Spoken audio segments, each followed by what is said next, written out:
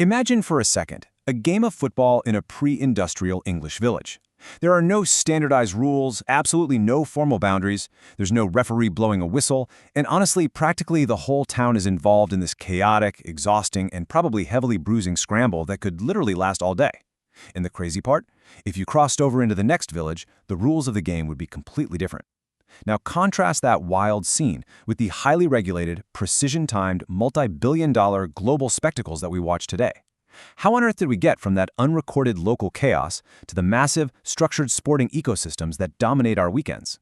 Well, welcome to this explainer, where we're going to unravel the fascinating mystery of exactly how modern sport was made. Okay, let's dive into this. We'll start by tracing that shift from chaos to structure. Then we'll break down the three massive forces that built modern sport: the economic engine, the cultural driver, and the institutional frame. Finally, we'll see how they all lock together to create the modern sports machine. All right, starting with part one, from chaos to structure. So, the transformation of sport wasn't just some random accident, right? It was a profound historical shift. Traditional games were governed purely by local customs. It's actually kind of absurd to think about today. Playing a highly competitive game where the rules aren't written down anywhere and records of who won or lost just didn't matter outside that specific town. But as scholars like Alan Gutman have pointed out, modern sport is an entirely different beast. It relies on strict rationalization, bureaucratic organization, and meticulous record-keeping. I mean, you simply can't have a multi-million-dollar broadcasting deal if no one is writing down who actually scored the winning goal. The big question is, what triggered this massive shift? To answer that, we're drawing on some truly brilliant research by Ali Al-Muzian, submitted to the Institute of Sports Humanities.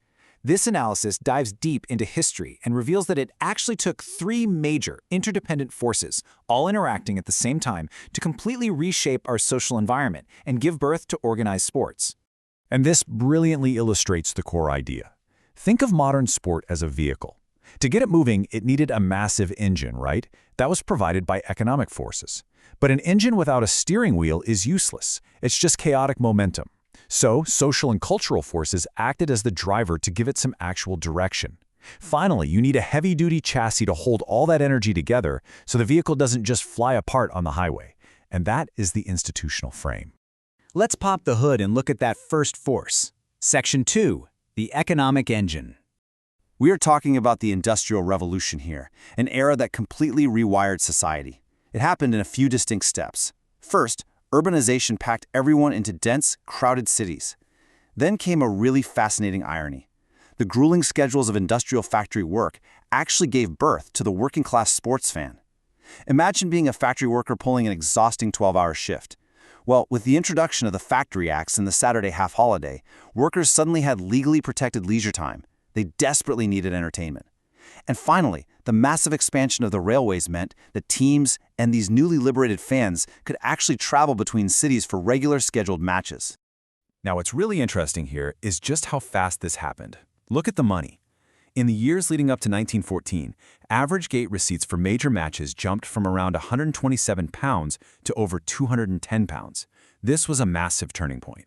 It proves the rapid monetization of the working-class fan. Savvy entrepreneurs suddenly realized, hey, if we organize sporting competitions, there's a huge paying audience ready to spend their hard-earned industrial wages to watch. Sport was officially stepping off the village green and becoming a serious capitalist enterprise. But to sustain that enterprise, you had to keep fans hooked, even when they weren't physically sitting in the stadium. Publications like Bell's Life in London practically birthed the modern fan. The introduction of football special evening editions meant that thousands of eager readers could get match results within hours of the final whistle. This completely transformed a local athletic match into a highly profitable national information commodity. But remember, a powerful economic engine needs direction. That brings us to Section 3, the cultural driver. While the economy provided the money, a massive shift in societal values provided the steering wheel. A huge part of this was driven by a Victorian ideal known as muscular Christianity. This was heavily promoted in British public schools by, well, rather stuffy Victorian headmasters. It completely rebranded physical exertion. It wasn't just about young men getting muddy and acting like hooligans anymore. Suddenly, it was viewed as a highly respectable, socially valuable tool for building character, instilling discipline, and fostering moral development. These elite schools were quite literally writing the rule books for how proper gentlemen should play. Sociologists Norbert Elias and Eric Dunning referred to this as the civilizing process. Think about it from the perspective of the working class. When workers moved from tight-knit rural villages to alienating cities, they lost their traditional communities. Community teams and workplace clubs gave them a rebuilt collective identity.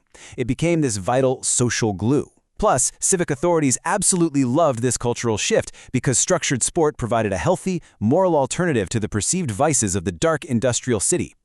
Things like excessive drinking and gambling. And here is a truly mind-blowing fact for you. Culture and industrialization actually changed the physical shape of the games. Because of urban density, there were simply no more vast open fields for an entire village to run across. That lack of space literally forced sports into standardized physical boundaries, which gave us the enclosed rectangular pitches and courts we know today. It also forced games into strict time frames that perfectly mirrored the precise, clock-watching rhythms of factory life. I mean, we literally play games in 2 45-minute halves today because the Industrial Revolution taught society to live by the clock. So we have our engine, and we have our driver, but we still need the chassis to hold it all together. Welcome to Section 4, the institutional frame. This quote perfectly captures why governing bodies had to step in. As sports expanded beyond single cities and crossed international borders, informal gentlemen's agreements just weren't going to cut it anymore. You needed an absolute guarantee that a team traveling from England could seamlessly play a team from France or South America under the exact same conditions, with the exact same refereeing standards. Governing bodies didn't just enforce rules, they constructed that shared global ecosystem. Let's move to the timeline and see how this builds. Look at how rapidly this exploded on a global scale. In 1894, the International Olympic Committee is founded by Pierre de Coubertin, prioritizing global standardization over unique local traditions. Then, by the early 20th century, FIFA begins its massive expansion, ultimately creating the World Cup. By the mid-1970s, they had integrated wildly diverse cultures into one shared framework. These mega-institutions took a local pastime and turned it into a truly global language that anyone on Earth could understand. As these governing bodies grew, they became incredibly powerful. So powerful, in fact, they effectively created their own quasi-legal systems. To keep the machine running smoothly, they had to develop complex frameworks to handle eligibility, player discipline, massive commercial contracts, and dispute resolution, all entirely outside of traditional national courts. Sport basically became its own distinct, self-regulating world with its own supreme laws. Which brings us to our final section, Section 5, the modern sports machine, where all these narrative threads finally tie together. So, the crucial point is this. The chaotic, muddy folk games of the medieval past were entirely re-engineered. Economic expansion simply wouldn't have worked without the cultural legitimacy that made everyday people actually want to play and watch. And those cultural desires? They couldn't have grown into the massive global spectacles we see today without the rigid institutional structures to organize them. It took the exact combination of all three of these interdependent forces working in perfect harmony to build the unified, globally recognized sports machine that we know and love today. I want to leave you with this final provocative thought. We've seen exactly how the Industrial Revolution, Victorian culture, and early governing bodies wrote the rules of the game centuries ago. But society is shifting again. With the massive rise of digital media, artificial intelligence, esports, and entirely new global economic models, what forces are actively rewriting the rules of the sports you are watching right now? How will the vehicle of sport change next? Thanks so much for joining me on this explainer, and I'll leave you to ponder that question.